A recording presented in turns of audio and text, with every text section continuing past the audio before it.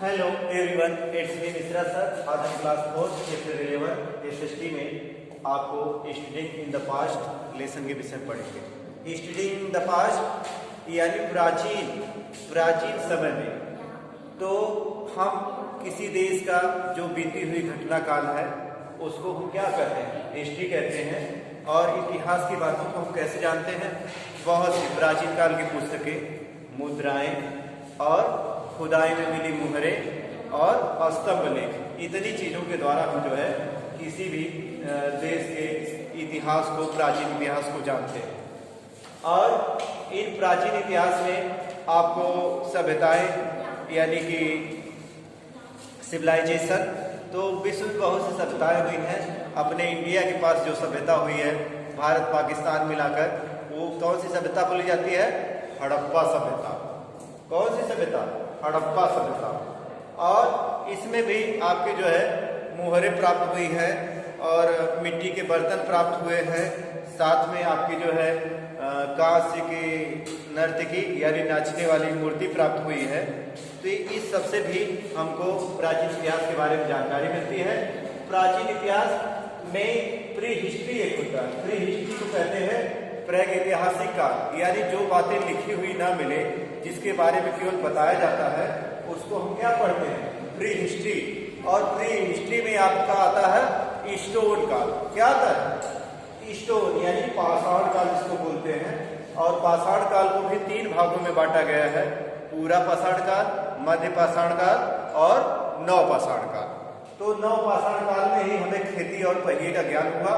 पूरा पाषाण काल में हमें अग्नि का ज्ञान हुआ। मध्य पाषाण काल में हड्डी के छोटे छोटे जो है उपकरण बनाकर वो लोग शिकार करते थे। ओके स्टूडेंट, अब इसके बाद इतिहास को जहां से लिखित घटनाएं प्राप्त हुई हैं इतिहास में, जिसकी जानकारी मिलती है, उसको हम 3 भागों में बांट सकते हैं। कितने भागों में बांट सकते हैं स्टूडेंट? 3 भागों में। पहला आपका है एशियन हिस्ट्री, प्राचीन इतिहास, जिसको कि हम गौतम बुद्ध के जन्म के आसपास से यानी 550 ईस्वी पूर्व से लेकर 1206 यानी आपका गुलाम वंश तक जो है, उसको गुलाम वंश की जब शुरुआत होती है तब तक के काल को हम एशियन पीरियड यानी प्राचीन इतिहास में ये प्राचीन कहते हैं। इसके बाद मिडिवल पीरियड आपका 1206 से लेकर 1750 ईस्वी तक का काल जो होता है इतिहास में, ये मिडिवल काल। इसमें क्या आ जाएगा आपका?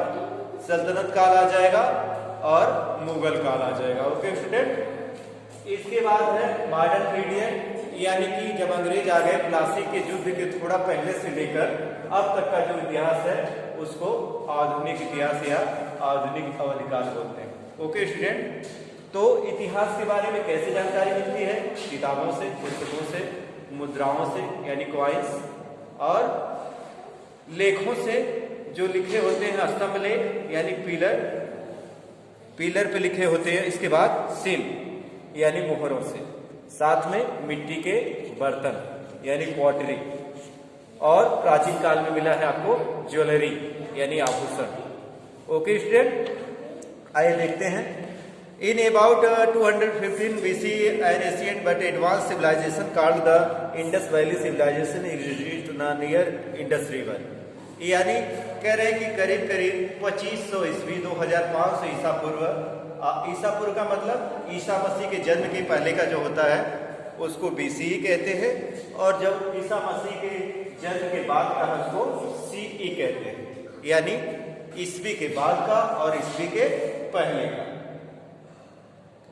क्रीसस और यहाँ पे बिफोर क्रीसस। ओके स्टूडेंट, तो इसमें जो है आपका हमारे यहाँ जो सभ्यता का विकास हुआ था उसको इंडस वैली सिविलाइजेशन या दूसरे शब्दों में उसको हड़प्पा सभ्यता कहते हैं, जिसका विकास पाकिस्तान के मोहनजोदड़ो और हड़प्पा शहर में, और भारत में जो है आपके कालीबंगा, लोथल और जो है कि आलमगीरपुर यानी मेरठ के पास में हुआ था। तो इस हड़प्पा सभ्यता में एक पशुपत यानी बैल वाली जो है कि मुहर मिली है। साथ में बड़ा जो है स्नानागार और अन्नागार यानी कि अनाज रखने का सामान और नहाने का स्थान, साथ में उसमें मिट्टी के बर्तन और आभूषण बहुत से प्राप्त हुए हैं इस सभ्यता के खुदाई में, और इसको जो है राखाल दास बनर्जी और दयाराम साहनी ने इस सभ्यता को खोजा था। ओके स्टूडेंट, 1921-22 में।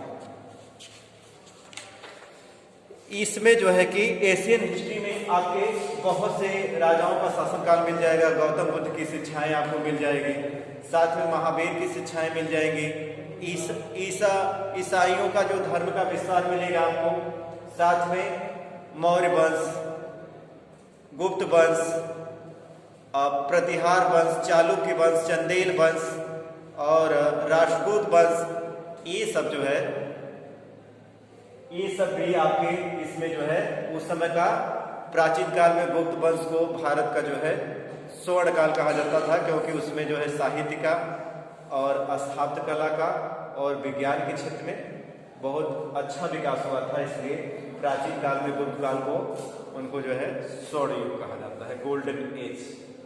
ओके स्टूडेंट, और साथ में इसमें जो है आपका महमूद गजनवी का आक्रमण और गुलाम वंश की स्थापना, इतना आपका प्राचीन इतिहास काल में है। दूसरा है मध्यकालीन इतिहास। इसमें जो है स्टूडेंट आपका मध्यकालीन इतिहास में जब आपका गुलाम वंश की स्थापना हो जाती है, सल्तनत काल और मुगल काल, यानी सल्तनत काल का अलाउद्दीन खिलजी वंश, लोधी वंश, सैयद वंश और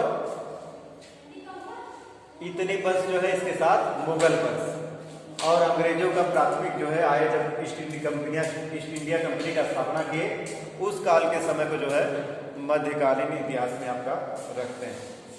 और मॉडर्न का मतलब जब प्लासी का युद्ध हो गया 1757 ईस्वी में, जिसमें अंग्रेजों की विजय हुई, उसके बाद के काल को जो है आप आधुनिक काल कहते हैं, यानी अंग्रेजों का भारत में बढ़ता जो है प्रभाव और उनका शासनकाल, 1857 की क्रांति और भारत का आजाद होना, यानी 1947 से 15 अगस्त 1947 में आजादी। तो इसमें जो है कि अंग्रेजों के शासनकाल में बहुत से जो है कि आपका वायसराय और गवर्नर जनरल बनाए गए। ओके, तो आपका ये तीन का एशियन पीरियड, मॉडर्न पीरियड और मिडिवल पीरियड। ओके स्टूडेंट, तो इसमें बहुत सी चीजें हैं, जैसे विष्णु टेम्पल, ये कहाँ है, गुप्त काल की स्थापत्य कला है, ये कहाँ है आपका देवगढ़, ललितगढ़, झांसी के पास में है। और इसके अलावा 1857 की क्रांति भी आपका मॉडर्न पीरियड का महत्वपूर्ण जो है कि घटना। Okay student, thank you all of you.